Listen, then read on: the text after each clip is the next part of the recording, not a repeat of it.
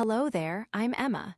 Today, I'll share how I improved my English listening skills. 10 years ago, I couldn't understand simple English conversations. Now, I can watch English movies, join international meetings, and make friends worldwide. It wasn't easy, but it was worth it. I grew up in a small town where few spoke English. At school, we focused on reading and writing, not listening and speaking.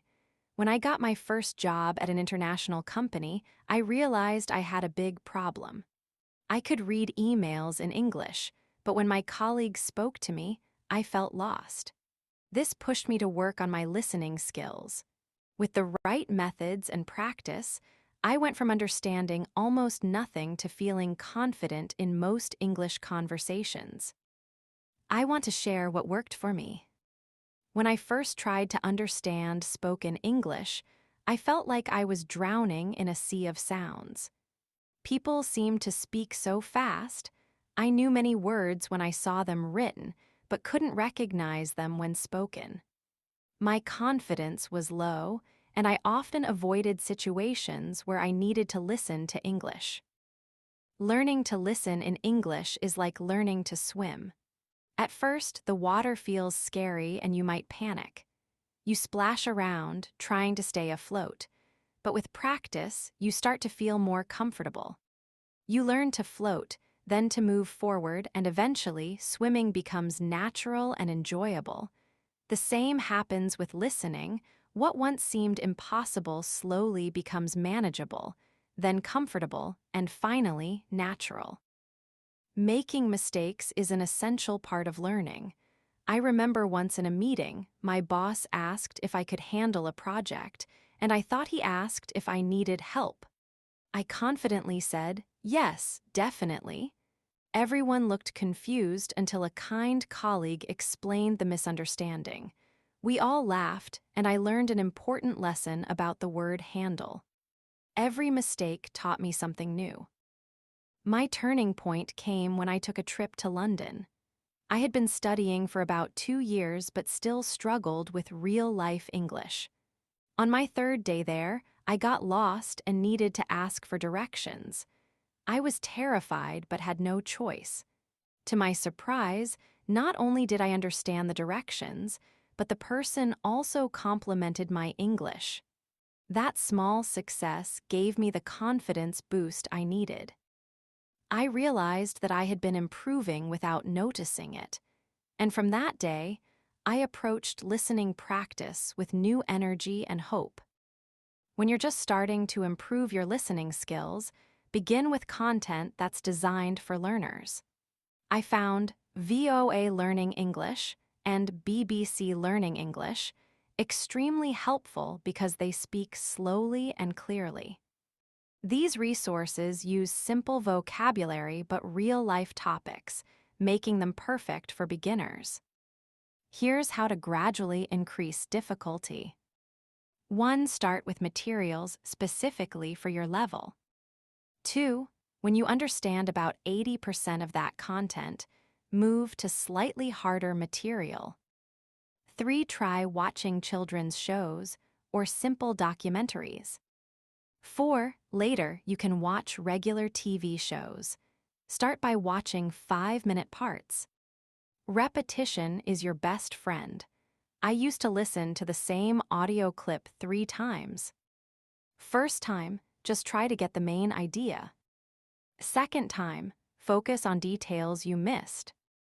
Third time, try to repeat what you hear. This helps connect listening and speaking. This method trains your brain to recognize English sounds and patterns, even when you don't understand every word. For beginners, I highly recommend these types of resources. 1. Beginner-friendly podcasts. Look for short, daily episodes about everyday topics with clear pronunciation. 2. Educational YouTube channels.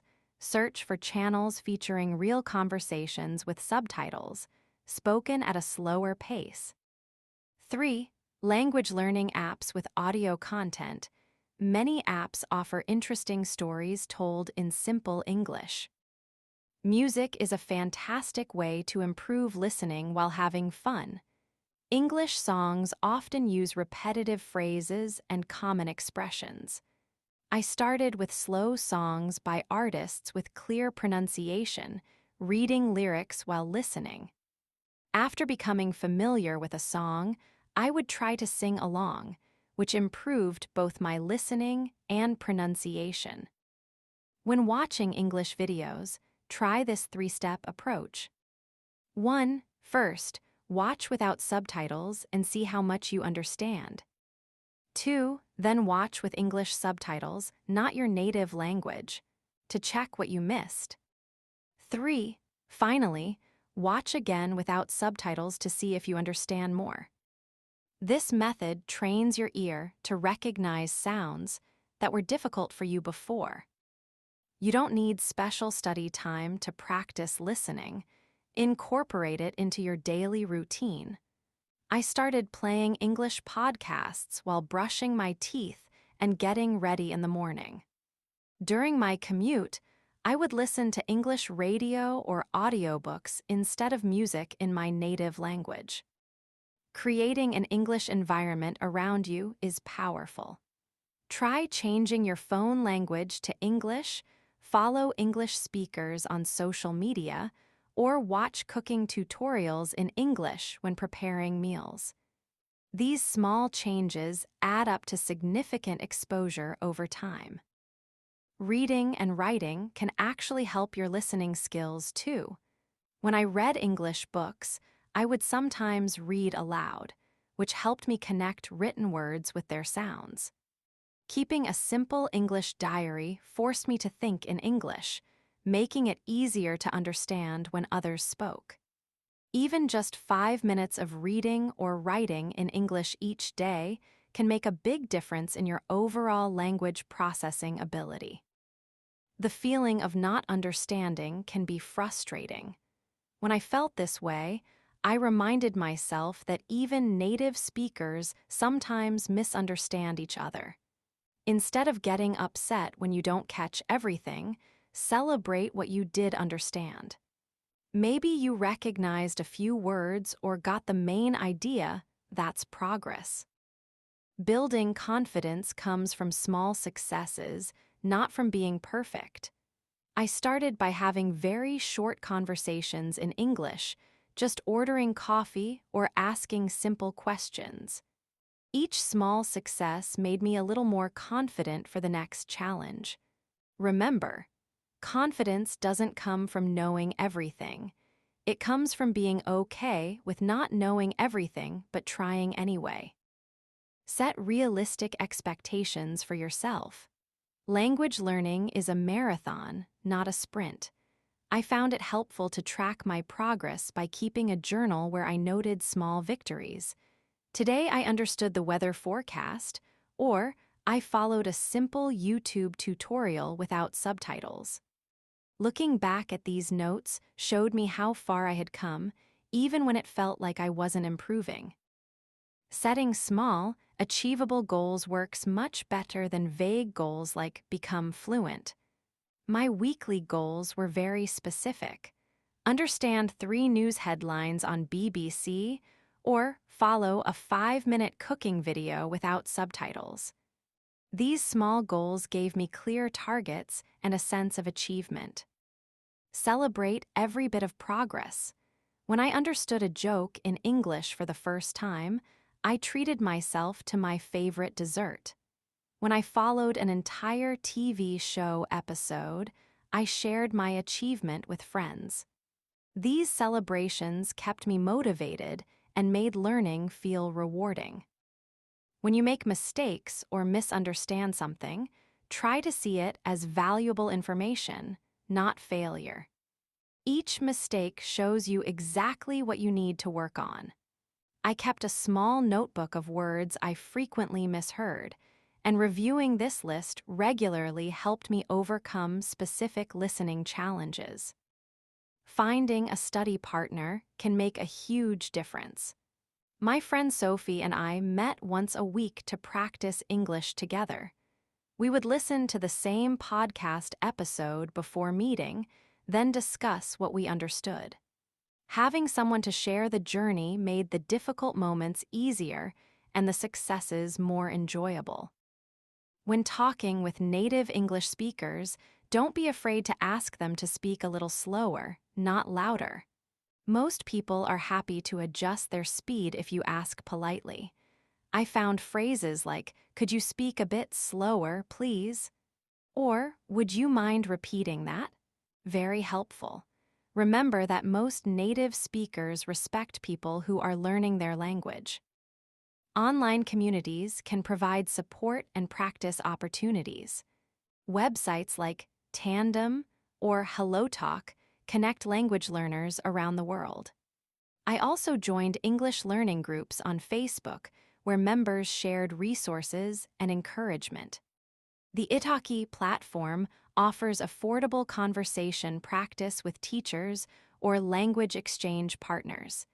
This was incredibly valuable for improving both my listening and speaking skills. Improving your English listening skills is about more than just understanding words.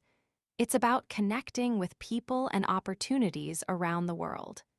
With better listening skills, I've been able to enjoy international friendships, advance in my career, and travel with confidence. These experiences have enriched my life in ways I never imagined when I started learning. Learning to listen in English is like growing a garden. You plant seeds, learning new words, water them daily, regular practice, and sometimes it seems like nothing is happening. But beneath the surface, roots are growing stronger. Then one day, you notice beautiful flowers blooming, you understand a movie without subtitles, follow a fast conversation, or catch a joke that makes you laugh. These moments make all the effort worthwhile. Imagine yourself 6 months from now, confidently watching English YouTube videos, understanding announcements at an airport, or having a friendly conversation with an English speaker. Picture yourself enjoying English music and actually understanding the lyrics, or watching your favorite shows without relying on subtitles. These experiences are waiting for you. Remember that learning is a journey, not a destination. There will be easy days and challenging days. Some days you'll feel like you're making huge progress, and other days might feel like you're moving backward. This is normal and happens to everyone learning a language. The key is to keep going, one day at a time.